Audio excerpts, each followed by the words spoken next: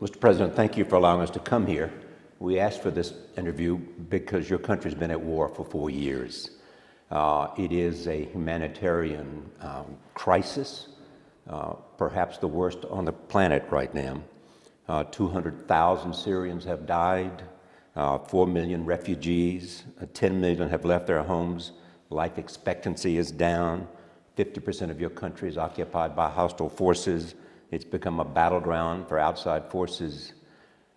What's next? Because we have seen since I last visited you the rise of ISIS. We have seen Hezbollah in here. We have seen the United States become increasingly concerned about ISIS, so much so that the President and especially the Secretary of State have said there is a need for a negotiated settlement. Actually, the beginning of your question is exaggerating the numbers a little bit, but that's not the issue. I'll always invite the media in the West and the officials to deal with those numbers, not as spreadsheet and numbers and counter. Actually, it's bereaved families who lost their dear ones. It's a tragedy that's been going through every Syrian family, lost someone, lost their livelihood, and so on. Whether it's few thousand or hundreds of thousands, it's a tragedy. What's next? Actually, every conflict should end up with dialogue, with political solution between the different parties. And that's what we have been doing in Syria during the last 2 years, dealing directly with the militants, and we succeeded in making some reconciliations.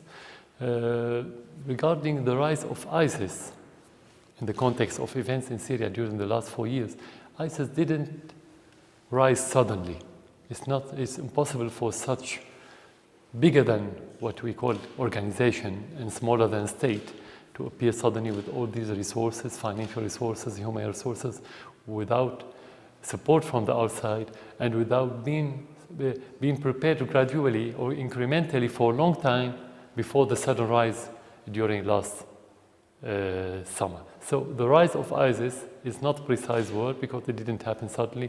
It was a result of event that happened at the beginning of the conflict that we mentioned in our statements many times, but no one in the West has listened to. If I want to mention the statement of Kerry regarding the dialogue, I would say what we have in Syria so far is only a statement. Nothing concrete yet, no facts, no new reality regarding the political approach of the United States toward our situation, our problem, our conflicts in Syria. But as principle, in Syria we could say that every dialogue is a positive thing. And we're going to be open to any dialogue with anyone, including the United States, regarding anything based on mutual respect, and without breaching the sovereignty of Syria. And as principle, I would say that this approach, new approach of the United States toward not only Syria, toward anyone, to make dialogue regarding any issue is a positive thing, but we have to wait for the reality. What kind of communication is there between your government and the American government? There's no direct communication. None at all? No direct. No conversations about what kind of settlement might take place? No conversations about how to fight ISIS? Nothing yet. That's why the United States... Nothing yet? Nothing yet. Till this moment, no. Nothing. Would you like to have that happen? Any dialogue is positive, as I said, in principle, of course, without breaching the sovereignty of Syria, especially regarding the fighting of terrorism. The way we defeat terrorism, that's a very important issue for us at this moment. But the question is, what are you prepared to do? It is your country that is suffering. What are you prepared to do in terms of negotiations? If part of that is to see a transition government of which you would give up power, would you be willing to do that? Anything regarding the Syrian internal politics should be related to the Syrian people, not to anyone. We're not going to discuss with the Americans or with anyone what are we going to do regarding our political system, our constitution, or our laws, or our procedures. We can cooperate with them regarding fighting the terrorism and making pressure on different countries like Turkey and Saudi Arabia and Qatar and some of their allies in Europe that supports the terrorists politically and financially and by military means. This cannot end militarily. Do you agree with that? Yeah, definitely. Every conflict, even if it's a war, should end with a political solution. But then draw me a roadmap that you have for a political solution. Yeah. What does it look like? You have different levels. You have the internal levels, you have the regional, you have the international. And you have different means at the same time. The most important part is the local. The local part should have two things. A dialogue between the Syrians about everything, the political systems and any other details that could be beyond this, about the future of the country, of course. Second, make direct dialogue with the militants, as we did during the last 2 years, in order to give them amnesty and they give up their armaments and go back to their normal life. When you say militants, who do you mean? Some of them are terrorists, some of them are people who were implicated by the events for different reasons. So whoever carry a gun and try to destroy the public infrastructure or attack people or cause any harm or breach the law in Syria, that's the militant. But so much of the power is in your hands to engage in the process. I mean, if they demand that you step down before they negotiate, that's unacceptable to you. By the militants, you mean? No, I mean by the United States and Russia and parties to the conversation. No external party has anything to do with the future of Syria, with the constitution or president or anything like this. No, we're not going to discuss it with them. This is the Syrian issue. Whenever the Syrian people want to change their president, it should be changed right away, in the same day, even if we exaggerate. Of course, it must be through a political process, through constitutional process. That's how we change presidents, not through terrorism and external intervention. Some say that ISIS was the best thing to happen to you and that even some of the things that you have done have benefited ISIS. That because of what ISIS has done and because of your fight against the moderates in your country who, in terms of the Arab Spring, wanted to see more democracy here, that you, in the effort to crush them, allowed ISIS to grow. Yeah. Let's go back to what President Obama said in one of his interviews recently, when he said that the moderate opposition in Syria is elusive. That's very clear by President Obama, and we always said there's no moderate opposition. So the rise of ISIS wasn't sudden again. The evisceration, the amputation, eating the hearts of the victims started from the very beginning, and even beheading started from the very beginning of the conflicts.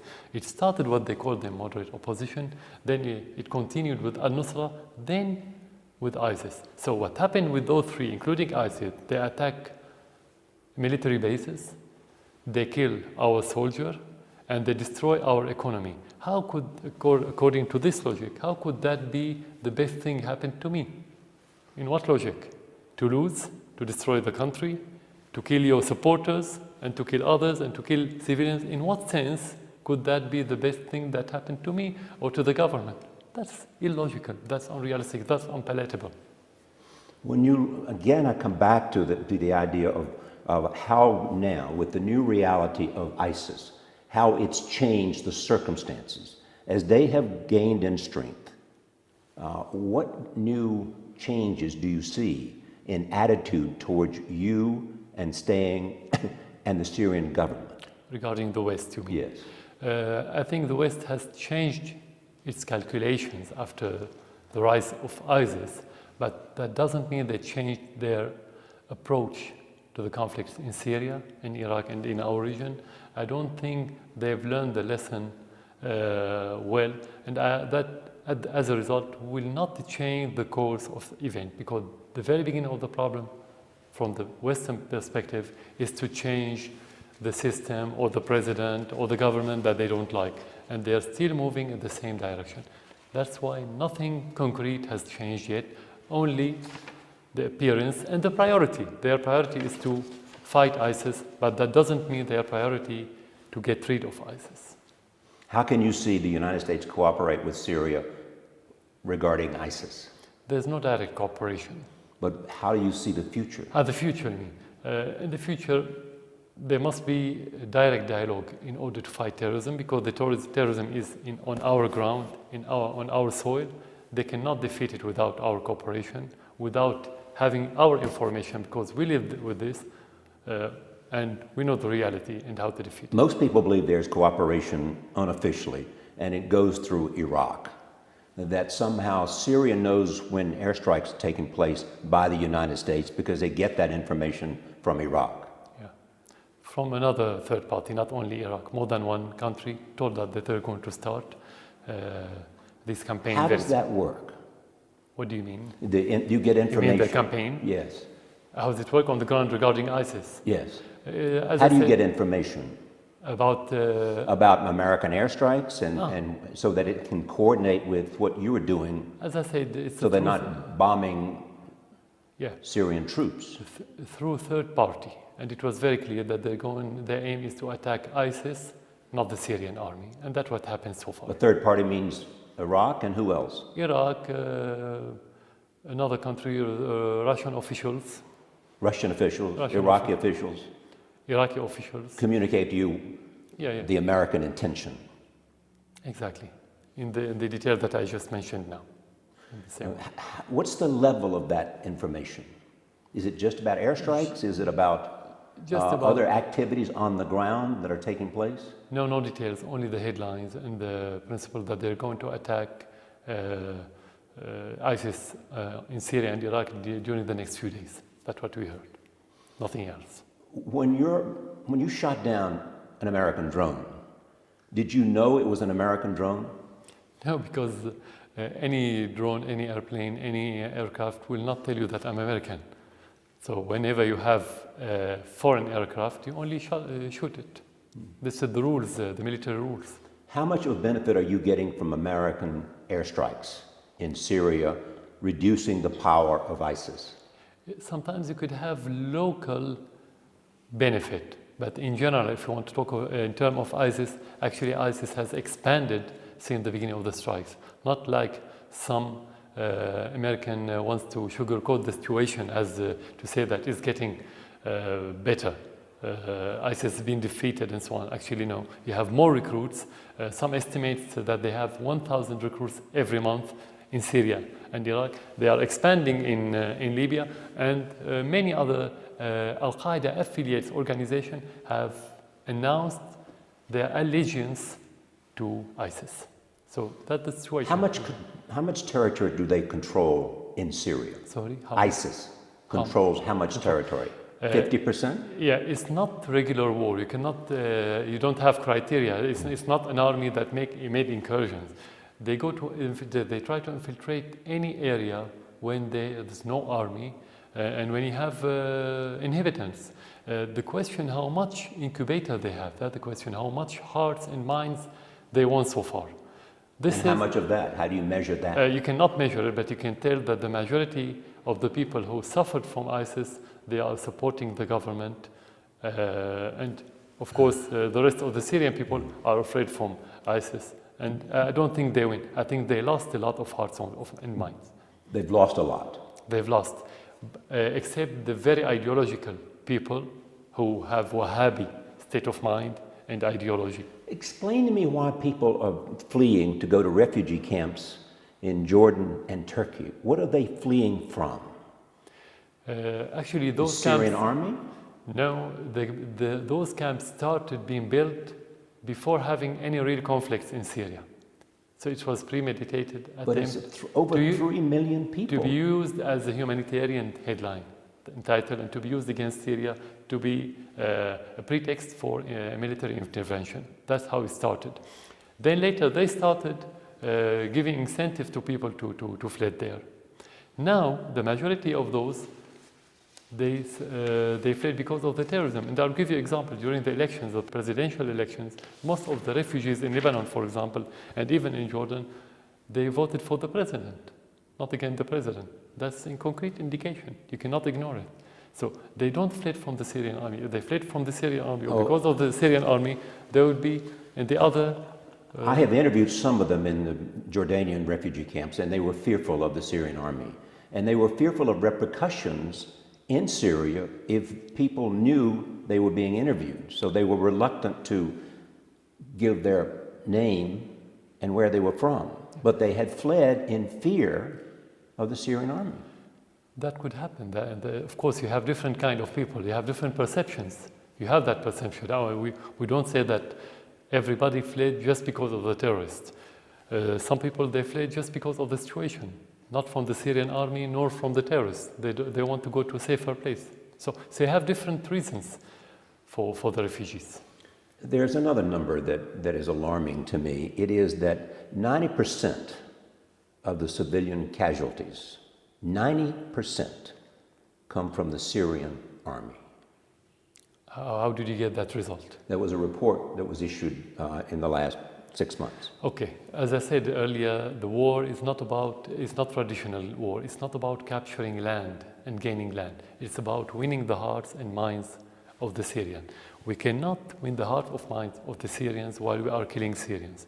We cannot sustain 4 years in that position as a government and me as president, while the rest of the world, most of the world, the great powers and regional power are against me and my people against me. That's impossible. I mean, this logic has no leg to stand on. So this is not realistic, and this is against our interest as government is to kill the people. What do we get? What's the benefit of killing the people? Well, I mean, the argument is that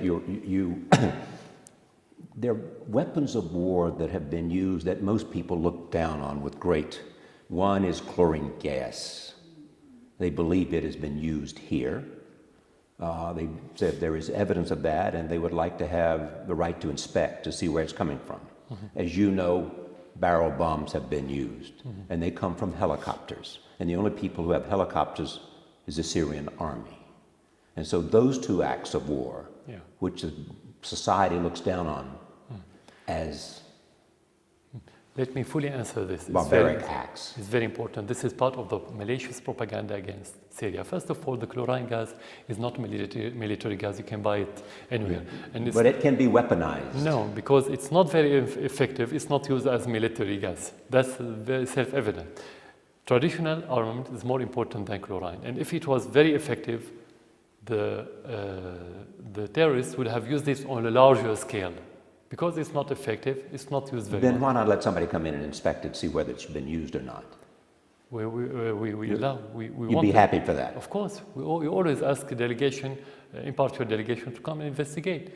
But I mean, logically and realistically, it cannot be used as a military. This is part of the propaganda because, as you know, in the media, when it bleeds, it leads. And they always look for something that bleeds, which is the chlorine gas and the barrel bomb. This is very important, the barrel bomb. What are barrel bombs? They said barrel bombs as a bomb that killed people indiscriminately. This is not, because it doesn't aim. This is not realistic for one reason, because no army uses bomb that doesn't aim. And the proof to what I'm saying, that you don't talk about the shape of a bomb to call it barrel or cylindrical or whatever. The state-of-the-art drones, American drones in Pakistan, Afghanistan, and Yemen, with the state-of-the-art precision missile has killed more civilians and innocent than killing terrorists. So it's not about this bomb that doesn't aim, that kills discriminately. It's about the way you use it. But you are acknowledging then that you do use it. You do use barrel bombs. You're just saying there's no such a thing called barrel bombs. You have bombs. And any bombs is about killing. It's not about tingling people. It's most people understand what a barrel bomb is. I mean, they understand how it's put together, what's put inside of the barrel, and they understand how it's dropped from helicopters.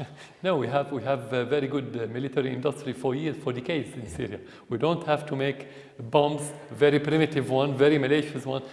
This bomb, this term was used only to demonize the Syrian army. That's it. This is part of the propaganda. If barrel bombs were used by the Syrian army, would you order the Syrian army to stop using barrel bombs? Again, what this term, what the barrel bomb is?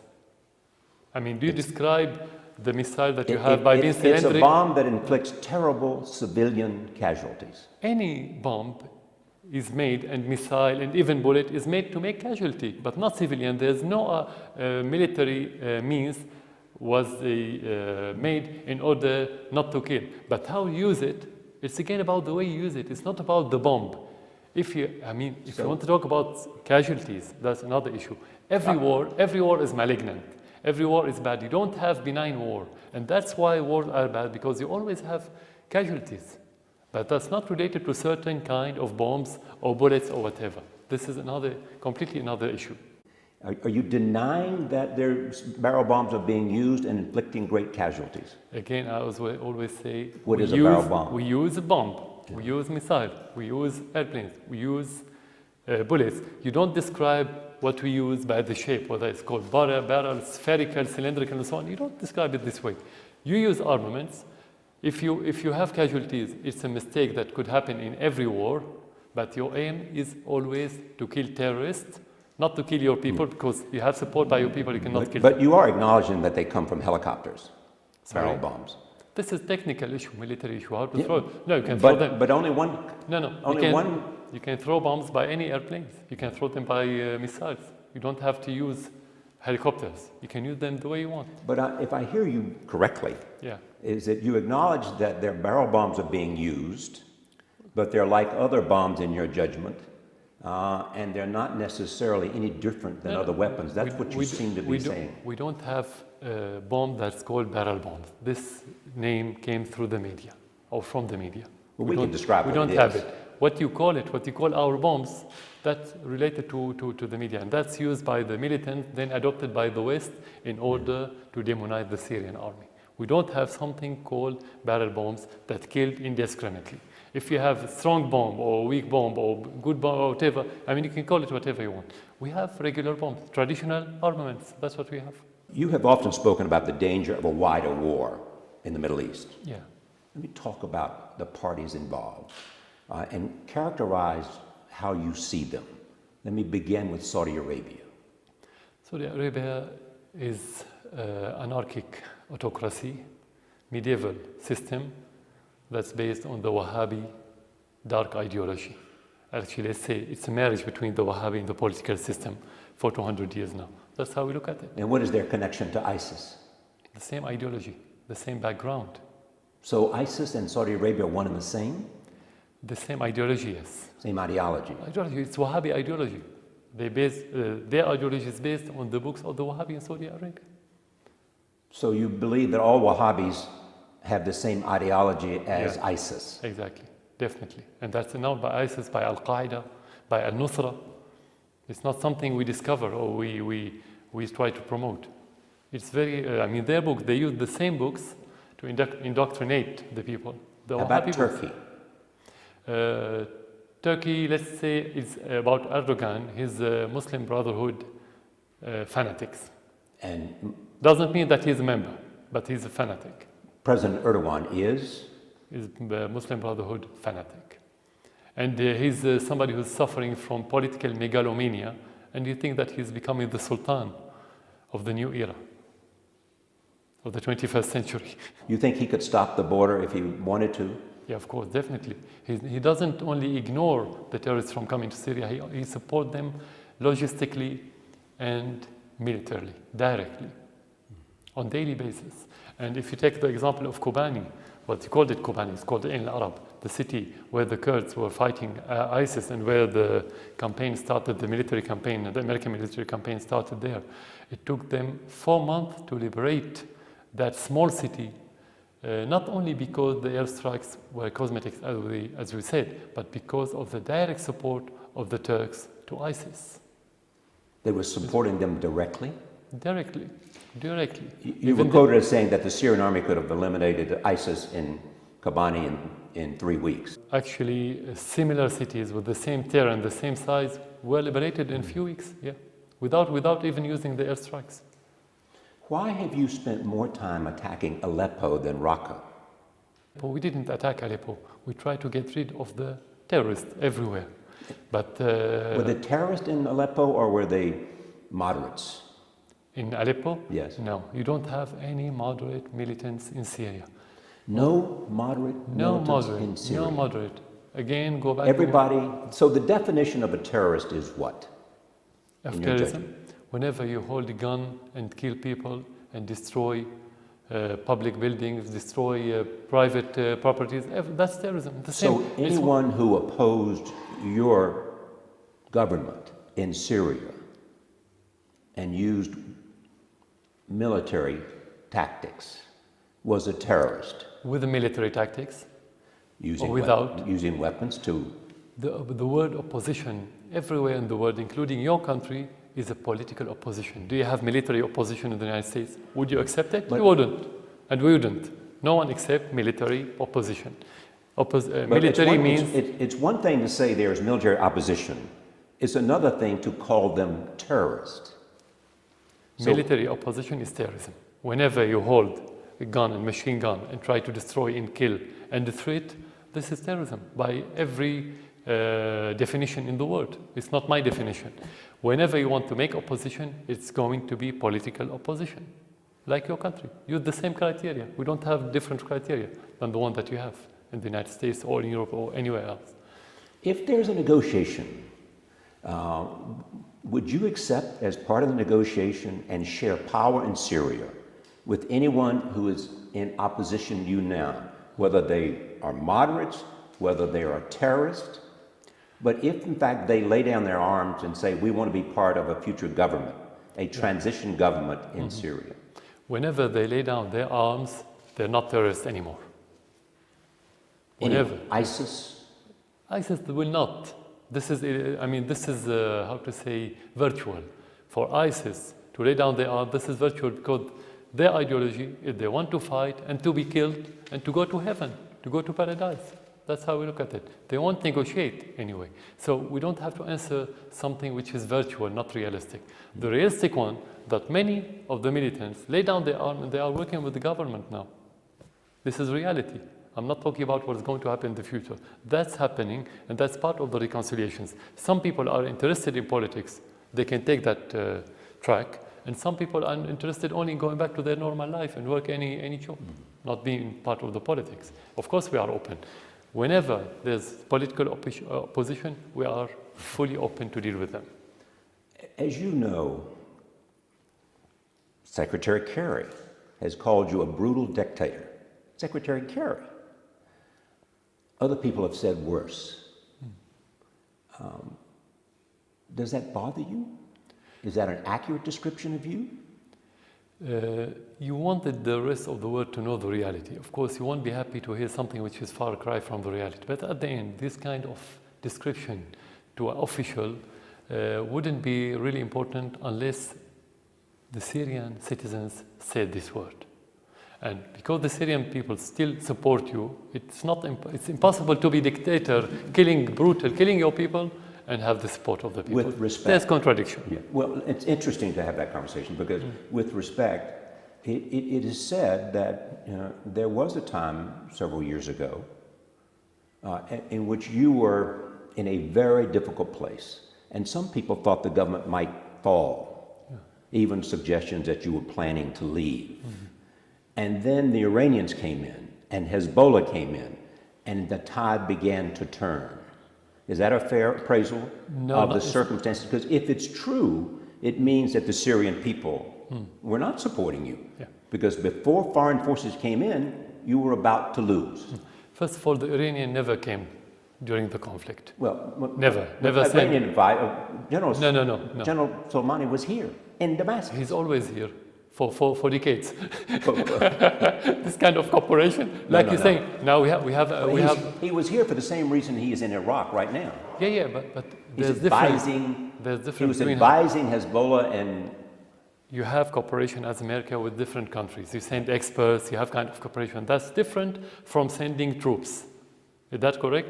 Different. Sending troops is different from having cooperation on higher levels. It doesn't matter where they came from. If they are under your command, so to speak. I mean, if you're giving direction to Hezbollah. Yeah. But the central point I want to what you mentioned, your question implied that the Iranians are fighting in Syria. That's completely incorrect. Not correct, definitely. If they come here, we will announce we don't have problem. We have the right to bring our allies to fight with us. At the same time, we announced that Hezbollah is Syria. We didn't deny this. So why to deny Iran, not to deny Hezbollah? We don't.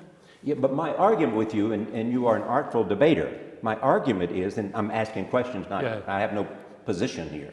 My question is, if the Syrian people supported you, why, when the so-called Arab Spring came, were you almost about to lose power until outside forces came in?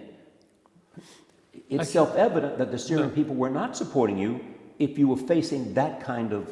If you have real Arab Spring today, neither Iran nor Russia, not even Hezbollah can help you. The difference in situation that you mentioned earlier between the beginning of the crisis and today, that we are gaining more support by the Syrian people because they discovered the truth. At the very beginning, many people the vision weren't clear for many Syrians.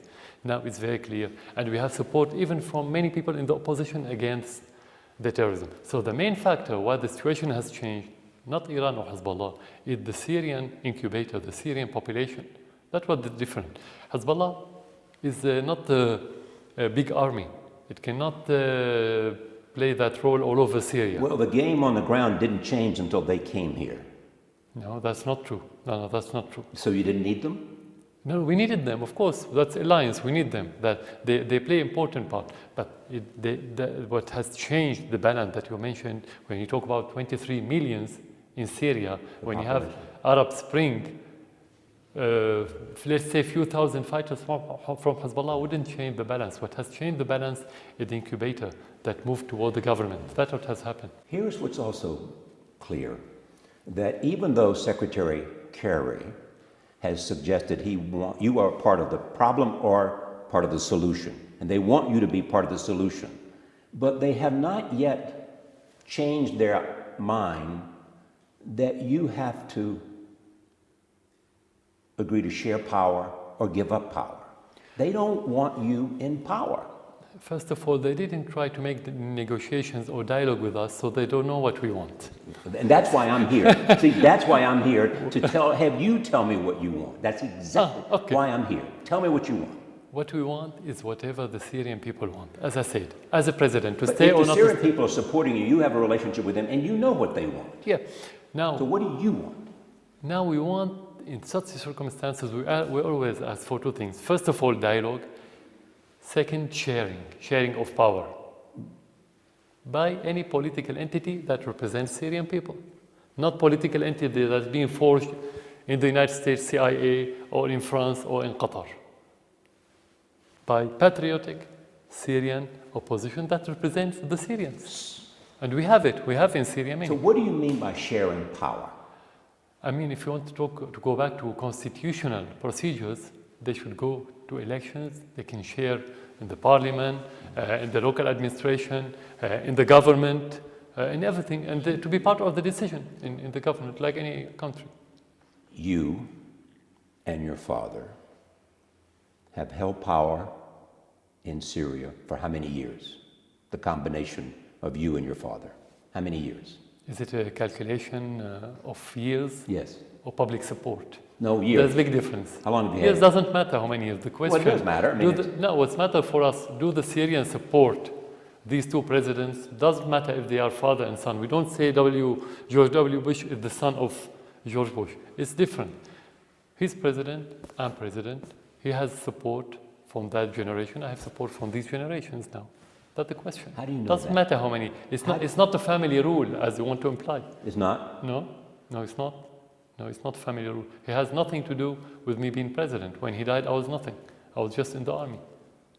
I wasn't official. I wasn't, let's say, a high-ranking official. You know, you know your family much better than I do. But the conventional wisdom is that after your older brother died, your father wanted you to come back because he wanted you to be able to assume power when he left. Actually, the reality is the opposite. He wanted me to stay as a doctor and to go back to London, and I refused. That's the reality. He didn't want you to come back? No, never. He didn't want me to be part of the politics. Then why did you become part of the political process when you were a doctor? We live in a political family. We live in a political environment. And I'm in the army anyway. I'm doctor in the army. And the army during the history in Syria has made the history and reality in this country. Because he was such a significant political figure in the Middle East, would he have done things differently if he was That's a president virtual of Syria question. today? I cannot answer on his behalf. That's a virtual question. Nobody knows. Do you think he would agree with what you've done? Definitely, he wouldn't allow the terrorists to take over. He wouldn't submit to external intervention. And ISIS is external. And he would have defended his country like he did during the Muslim Brotherhood. The same happened on a smaller scale in the 80s, late 70s, early 80s, when the Muslim Brotherhood started assassinating and killing and destroying and burning. And he fought them. That's his mission as a president. That's what you have to do. To leave terrorists killing your people, that's your mission. Is it a fair appraisal of what you believe that everything must be done and the end justifies the means to stop terrorism in Syria as you define it? No, it's not ends justify the means. This is Machiavellian principle. You should have values and principles. You have constitutions and you have interests. So according to your values, you have to defend your people, the population, the Syrian citizen. You have to defend your country. For your interests, you have to get rid of terrorists. So that's how we think, not only Machiavellian way. Tell us what the Russians want. They are Sorry? a strong ally of you. Yeah. What do they want? Definitely, they want to have balance in the world. It's not only about Syria. I'm a small country. It's not about having a huge interest in Syria. They could have it anywhere else. So it's about the future of the world. They want to be a great power that have their own say in the future of this world. That's And what do they want for Syria? The stability. They want stability and political solution. And what does Iran want? The same. The same. Syria and Iran and Russia see eye to eye regarding this conflict. And what is your obligation to both of them? What do you mean obligation? What do you owe them? Yeah, I know, but they didn't ask for anything. Nothing at all. That's why what I said. They don't do that for Syria. They do it for the region and for the world. Because stability is very important for them. Because if you have conflicts here, it will burn somebody else there. If you want to talk about terrorism, terrorism has no boundaries. It sees no borders, no political borders. It's much more difficult to take any procedure to face it than do toward the internet, which is difficult to control. When you have ideology, it crosses everywhere. It could reach Russia, it could reach Turkey, anywhere else. So they have the same interest. Russia and Iran and many other countries who support Syria, not because they support the president, not because they support the government, because they want to help themselves and have stability in the region. Let me present an alternative argument, Yeah. Which the United States may very well believe, that they support you because they've had a long-standing relationship. They support you because they want access to Lebanon. They support you because it's part of the larger conflict between Sunni and Shia. You mean the Iranians or the Russians? I'm talking about the Iranians. No, I think the Iranians... And because they've supported you militarily and with financial the way aid. the Iranian looks at the Shia-Sunni issue or conflicts is that this is the most detrimental thing that could happen to Iran, because it's the most detrimental to Iran. To Iran. Yeah. This conflict is the most detrimental thing. Anything related to Sunni Shia conflict is detrimental to Iran. That's their point of view, and that's how we see it. We agree with that. So actually they are going the other way. They want always to have reconciliation, unification between the Muslims, because that's very good for Iran. They don't want to be part, they don't look at the issue in Syria as part. They know that Saudi Arabia and the Wahhabis, they wanted to instigate this conflict in order to bring more of the Muslims on their sides. As you know, there are many people who look at the Middle East today beyond Israel and say within the Islamic world, it's all about conflict between Saudi Arabia and Iran. Those two are mortal enemies fighting for influence in the Middle East. That's not precise for one reason, because it looks like if Iran wants to attack the Sunni and Syria wants to attack the Shia. It's actually started with Saudi Arabia after the revolution in Iran in '79. So it didn't start from Iran. Iran never interfered in any other nation's internal issues, including Syria. We have good relations with them. They never tried to interfere. No, actually, it's Saudi propaganda. I mean, the whole issue of Sunni and Shia conflicts is Saudi initiative and propaganda. It's a reality, but because of the Saudi, not because of the... But in Syria, they are on opposite sides. They try to... Arabia and that's Iran what are on opposite sides. That's what Saudi Arabia wants to promote, and that's what ISIS wants to promote, and that's what al-Nusra wants to promote. In their political discourse, they always mention the sectarian issues. I'm now talking about how you see here, the region, and what's happening now.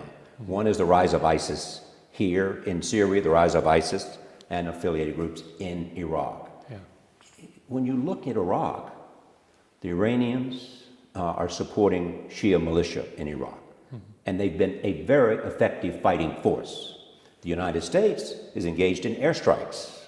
They just had an airstrike yesterday in Tikrit, which the Iranian militias had helped capture, correct? Yeah, no, not everything is correct. What's not correct? It's not only Shia militia who are fighting. No, the Iraqi army. Many others joined. Right. So it's mixture now. What's the possibilities of Iranian-American cooperation? Regarding fighting ISIS? Yes. I don't think anyone trusts that or believe that the American administration wants to really fight this kind of terrorism. Because, I mean, if you look at the airstrikes in Syria and Iraq, the whole 60 country launch much less airstrike than only the Syrian army do on daily basis, much less, so they're not serious. Second, they only attack the northern part of Iraq. I mean, they attack the terrorists in the northern part of Iraq, not the rest of Iraq. Why did they join now? They want to get part of the cake if there's a victory against the terrorists, just to say that we fought terrorists and we defeated ISIS. Where were they during the last few months? They suddenly wanted to attack and... So what do you think Iran wants in Iraq? They want to get rid of the terrorists, definitely, and to have stability. How long do you think that'll take? No, nobody has any idea, because, you know, you have support from the outside. You have the support of the petrodollars of ISIS and many extremists in Iraq and in Syria. So how long that will support will continue, we cannot tell. When you look at the future and you look at the battle ahead, how much of the conflict that's here today can the Syrian government withstand? How much the Syrian country, the civilian loss? Will there be anything left in Syria? Yeah, of course, Syria still here. It's not the first kind of crisis that you've been facing during but nothing like the this. history. No, during the history, you had many crises similar. Damascus and Aleppo has been destroyed many times, but I mean, it's about the population. The Syrian population are determined to survive and to protect their country and to rebuild it. How much?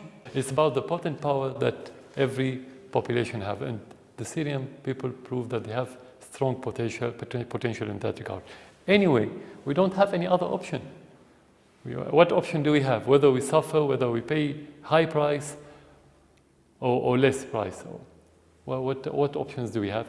But to defend our country, but to fight terrorism? We don't have any other option. I asked the question because many asked, what's the cost to Syria of what it's going through? And how will you put the pieces back together? Whenever there is finally an end to this, how will you put the pieces back together, and who will put the pieces back together? There's misconception in the West that what's happening in Syria is a civil war. This is where you can ask that question. What's happening in Syria is not civil war. When you have civil war, you should have clear lines separated between different sects or ethnicities or different components. That's not what we have. What we have are terrorist infiltrated areas, and people are suffering from the fight with those terrorists and from the terrorism of those terrorists. So you don't have division in the society now.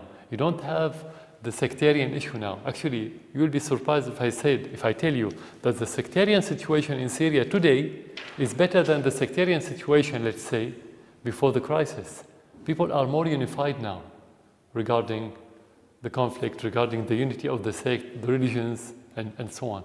So we cannot talk about how can you rebuild, let's say, the society. The society suffering from humanitarian aspect of the problem, but it's not divided anymore. That's very important. And that's why we are assured that, I mean, even this conflict, which is very bad conflict, as you say, every cloud must have silver lining, and this is the silver lining in this conflict, that the population are more unified now. So we don't have problem as long as the society is unified and homogeneous. Regardless of some dark part of this society, ideological corners in our society that support the Wahhabi, support ISIS, and support the extremists, but it's not the general situation in our society. Why do you think that the people in the West question your legitimacy? This intervention in Syria matters. I don't care about it, to be frank. I never care about it, as long as I have the public support of the Syrian people. That's my legitimacy. Legitimacy comes from the inside. But why? I will tell you why.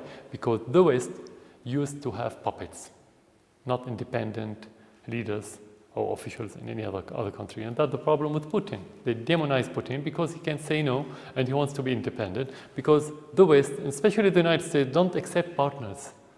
They only accept followers. Even Europe is not partner of the United States. That's to be very frank with you. So this is their problem with Syria. They need somebody to keep saying yes, yes man, a puppet, marionette, and so on. Somebody who can control by remote control.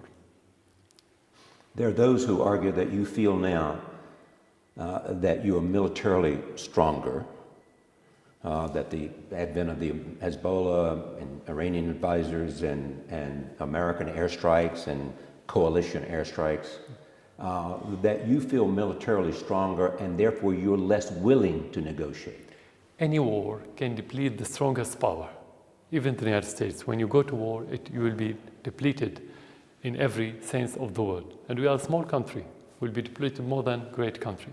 So you cannot say that you are militarily power. This is again the reality. But you can say that you are politically power, because when you win the heart and mind of the people, the more support from the population, this is where you became more powerful. So what we achieved militarily, not because we are stronger militarily, because we have more support. And how much do you believe you may have some opportunity to win the hearts of the minds and hearts of the Syrian people because they fear ISIS more than anybody? We cannot ignore this reason, or this, let's say, ISIS this factor. has changed the circumstances. Yeah. We cannot ignore that factor. We cannot ignore it. We don't say no. This is factor. But you have another factors. When you're transparent with the citizen, with the people, when you're patriotic, you work for their interest, they will support you even if they disagree with you politically. So we don't have support now from the traditional supporters.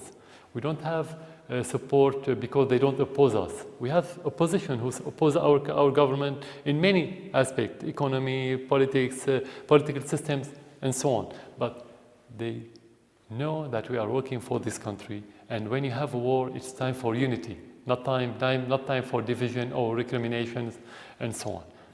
That's why I said we can have more support, and we've had it. We've already had it recently. What circumstances would cause you to give up power? When I don't have the public support, when I don't represent the Syrian interest and values. And how do you determine that? I have direct contact with the people. How could any... So you determine whether they support you? No, I don't determine. I sense, I feel, I'm in contact with them. I'm a human. How can a human make direct relation with the population? I mean, the war was very important lab for this support. I mean, they could have, if they don't support you, they could have and go and support the other side. They didn't. Why? I mean, that's very clear. That's very concrete. Some have argued to me that the majority of Syrians support neither the government nor ISIS. Some they don't support either. Either. No, Don't support because the government or ISIS. if you don't, I mean, this is like saying that ISIS is like the government. I don't think this is realistic. Even people who oppose the government, they oppose ISIS. That's how we say, look at it. That's the question, isn't it? Yeah. Even those who oppose the government oppose ISIS. Yeah. And the question is, how do you bring those two together? And what are you prepared to do, and what are they prepared to do? And how will you get those people who have a vested interest here, like the Russians and the Iranians and the Americans, to agree? Because very simply, they cannot put the government and ISIS on the same level. So it's not difficult for them to choose. They didn't choose, I mean, not to support the government doesn't mean to support ISIS. It means automatically they're going to be with the government against ISIS, but not with the government in other issues. It's opposition. I mean, you have point of view. But as I said, it's not time for division. Now you support the government. When you get rid of ISIS, then you oppose the government in your own way. You use political means. But which raises the question. But you cannot compare government with the terrorists. Which raises the question, can you destroy ISIS without coming together Exactly. with a united plan, with a common purpose? On the local level, sorry. Go ahead. Yeah. On the local level, you are correct. You cannot destroy terrorists, not only ISIS. You have al-Nusra Front, which is as dangerous as ISIS. You cannot destroy them unless you are unified as a society. But again, ISIS now is not the Syrian case. ISIS in Syria, in Iraq, and Libya. So it's not enough to be unified on the local level. It's on the regional level and the international level, something we don't have yet. That's why defeating terrorism is going to be very difficult because of that Something we situation. don't have yet. So that's the question. Yeah. You don't have it yet. And how do you get it? Because that's the future. You are talking about more than one party. You are talking about the international parties, first of all, the United States, regional party, first of all, Turkey, which is our neighbor and playing a very negative role, Saudi and Qatar, and the local party. We would like to see this cohesion in fighting terrorism, but how can we convince them? We tried, maybe not directly because we don't have any direct channels with them, but that's how it should be. If they could see the reality and the future in a clearer vision, they wouldn't have this division. They would make dialogue with every country, including Syria, not because they support the Syrian president or the Syrian army. We don't need their support internally. It's about only fighting terrorism. You need to make dialogue. You cannot fight it. You cannot kill them and defeat them from the air.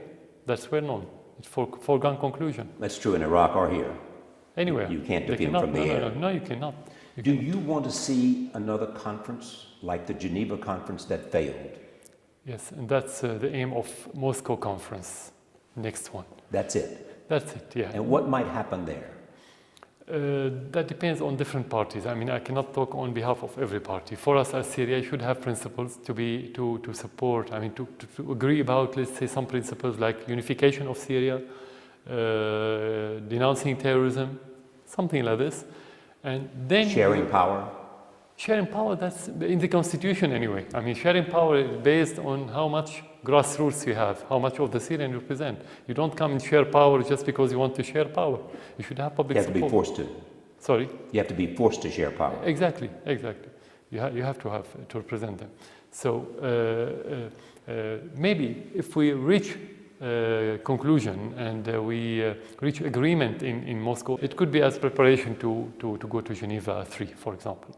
But it's still early to tell. I came here after Secretary Kerry had made his remarks. My impression once I got here is that when you heard those remarks, you were optimistic. The State Department backed back a little bit and said, we still think there needs to be a new government. But that you were optimistic after you heard that. You believe there is a way for your government and the American government to cooperate and coordinate.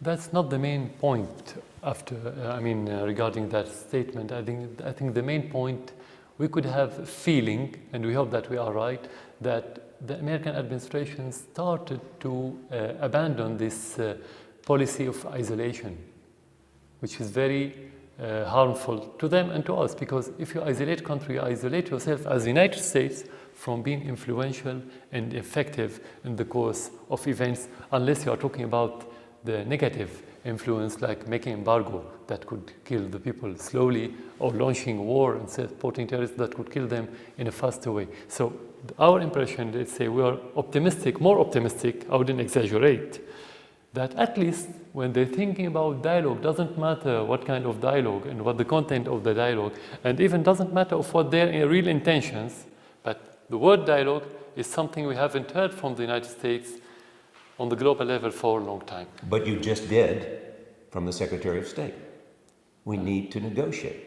Exactly. That's dialogue. That's what I said. I mean, that's why I said it's positive. That's what I said. We are more optimistic. I mean, when they abandon this policy of isolation, things should be better. I mean, when you start the dialogue, things will be better. Why don't you reach out to Secretary Kerry and say, let's talk. Are they ready to Let's talk. We are always open. We never close our doors. Yeah. They should be ready for the talk. They should be ready for the negotiations. We didn't make the embargo in the United States. We didn't attack the American population. We didn't support terrorists who did anything in the United States. Actually, the United States did.